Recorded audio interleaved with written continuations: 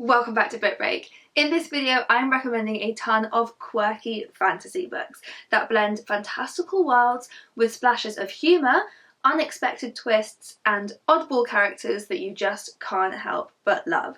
And I'm starting with Blackwater Sister by Zen Cho, which actually comes out a week today from when this video first goes live, so quick, get those last minute pre-orders in now. This is a fantasy adventure set in Malaysia, and the author actually described it on her Twitter as a stressed zillennial lesbian fights gods, ghosts, gangsters and grandmas in 21st century Penang.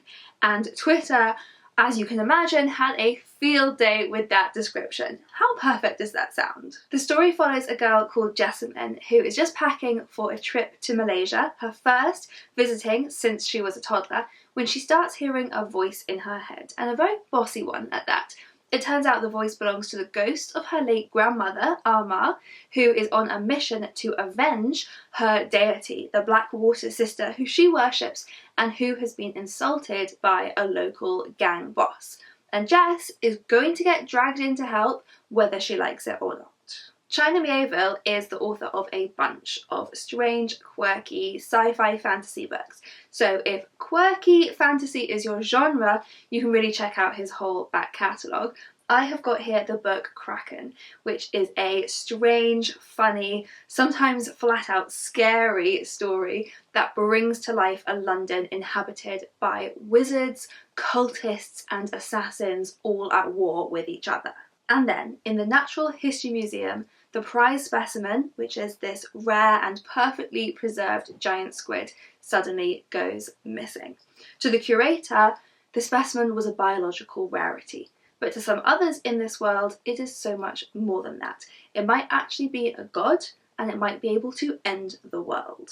The Invisible Library by Genevieve Cogman is the first book in an ongoing series about a magical library that links alternate worlds, parallel timelines, and every mythical creature you've ever heard of.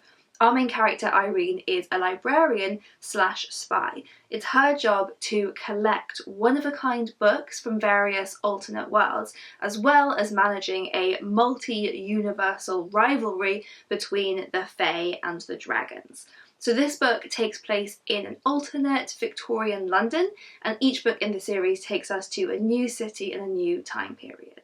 Book Break even went to Paris once to explore some of the gorgeous libraries there that were featured in one of the books a little later in this series. The Library of the Dead by T.L. Huchu is another one for library lovers. This is the first in the Edinburgh Nights series. So in this book we meet Roper, who dropped out of school to become a ghost talker. It is her job to pass on messages between the dead and the living. But then she starts getting messages that children in Edinburgh are being bewitched, and it's up to Roper to call on her ancestral Zimbabwean magic to help solve the mystery. Gingerbread by Helen Oyemi is a quirky literary fantasy about 3 generations of women linked by a gingerbread recipe passed down through the generations, a recipe that may actually be a curse. The family are now living in present-day contemporary London, although it's not totally normal. They do live in a gold-painted flat with a collection of houseplants that are a lot chattier than any I've ever owned.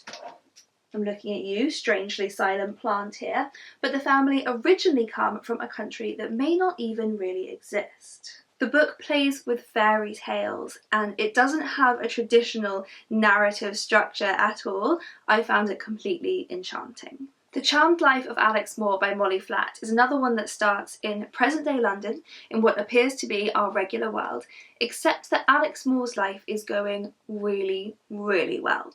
Like, strangely well. It's only when Alex takes a trip to the Orkney Islands to recharge that the book takes a strange sci-fi fantasy twist. On this trip, Alex is going to discover the world's oldest secret, and discover how she has massively messed it up. TJ Klune is a wonderful quirky fantasy author who's got 2 books coming out this year. US readers have already been raving about The House in the Cerulean Sea, which is about 6 dangerous children living in an orphanage on a magical island. That one has been such a booktube favourite, so it's very exciting news that TJ Klune has another book on the way this year called Under the Whispering Door, which is about a ghost called Wallace who's not quite ready to say goodbye to life yet, and the ferryman he falls in love with. Neil Gaiman is another name synonymous with quirky fantasy, and a really good example is his book The Graveyard Book, which is about a boy called Bod Owens who is raised by the supernatural inhabitants of a graveyard after his own family were murdered. And The Graveyard Book has actually been adapted into a graphic novel, so you can read it in either format, which is exciting. And then for another graphic novel recommendation, Pretty Guardian Sailor Moon by Naoko Takeuchi is a collection of the Sailor Moon manga series. So this series is about Usagi, who is just a regular girl until she meets the talking cat Luna, who tells her that she's Sailor Moon. And Usagi herself is this really funny, quirky character, and the series kickstarted a whole genre of magical girl adventures. Rotherweird by Andrew Caldecott starts in 1558 when 12 children with unusual abilities were banished to the town of Rotherweird.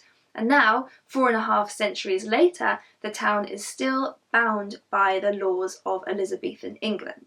The town is full of eccentric and genius characters with brilliant names like Rhombus Snorkel and Deirdre Banter, and outsiders are not welcome. But the secrets of Rotherweird are ready to be uncovered. Folk by Zoe Gilbert gives us another remote, isolated village, Neverness. So this one is actually a collection of interconnected short stories, all based around this strange island town and its inhabitants. And the book gets its name because all the stories weave together to create the folklore of this strange magical place.